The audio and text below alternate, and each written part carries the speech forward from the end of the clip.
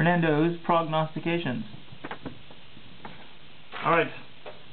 Hello again, NorCal. It is July 2nd, Friday, and we're getting ready for our races, the big races for this weekend. Leesville Gap Road Race, ugly road race, and the Davis 4th of July Criterium, as well as the Big Lumber Crit, which I don't know much about, but it's a substitute for the Oakland Grand Prix. It's a shame that the Oakland Grand Prix has to be cancelled this year, but it's for safety reasons, because Oakland is on pins and needles right now as we await the verdict in the Meserly trial.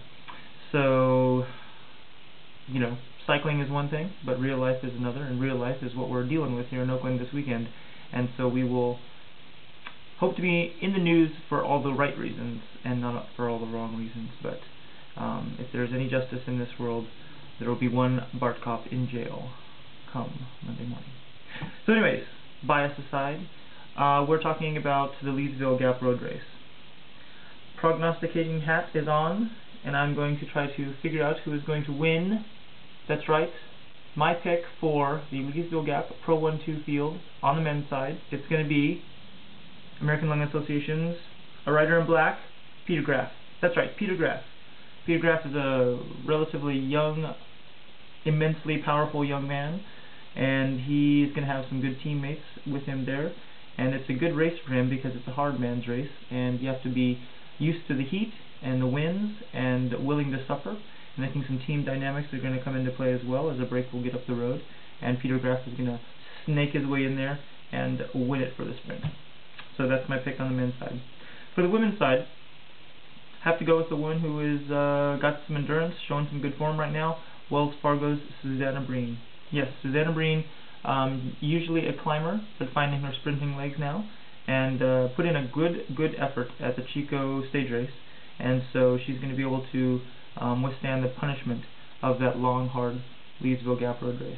And so that's my pick for the women's side. Let's see, for the Davis Criterium, well actually, you know, we should probably talk about the 35 plus 1, 2, 3s for just a minute, because there's a pretty hot battle for the best all-around rider title, which Phipps has done very well in over the last couple of years. Chris Phipps, the one-time pure climbing machine, and then now developed into an all-arounder extraordinaire. And so Chris Phipps is still out in front, or he's regained the leadership over Nick Theobald. Nick Theobald for Safeway has had it for a lot of most of this year, and so but now Safeway has 3 riders: Jan Weissenberg, Jan, I can't remember how you pronounce his damn name, but Weissenberg, and Dan Martin's also up there, and Nick Theobald. So they're all within reach of Chris Phipps. So that's going to be a good battle.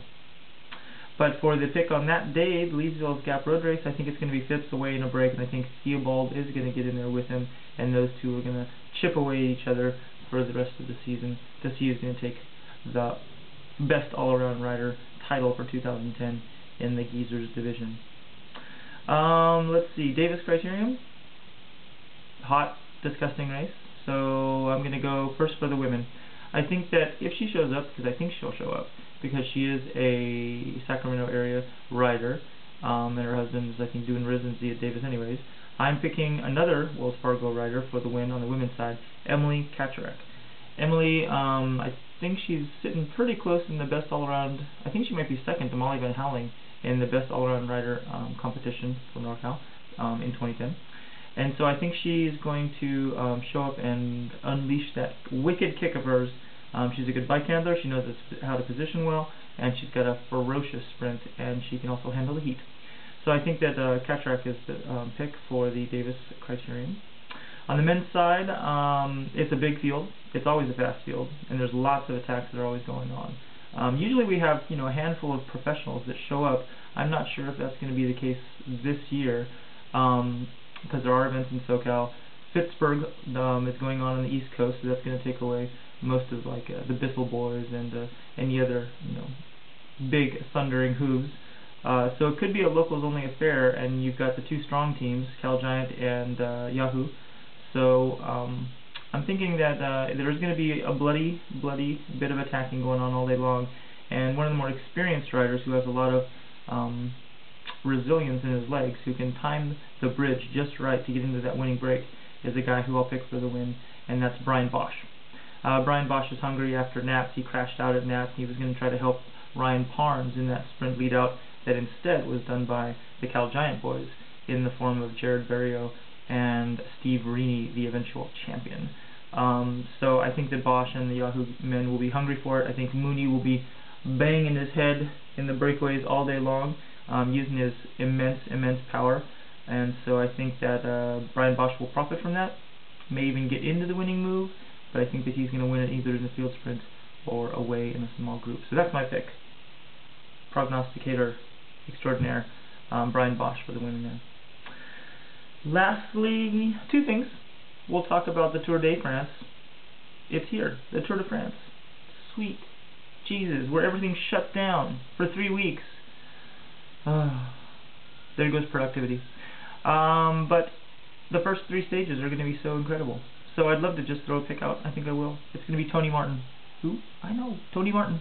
Yes, Tony Martin for the HTC squad on the men's side. He's taken an early start, and there's going to be probably some rain coming for the later favorites. And I think that Fabian Cancellara, the unbelievable athlete that he is, will not be able to put in quite as fast of a ride when the roads are slick on that 8-corner, 8.9 kilometer prologue.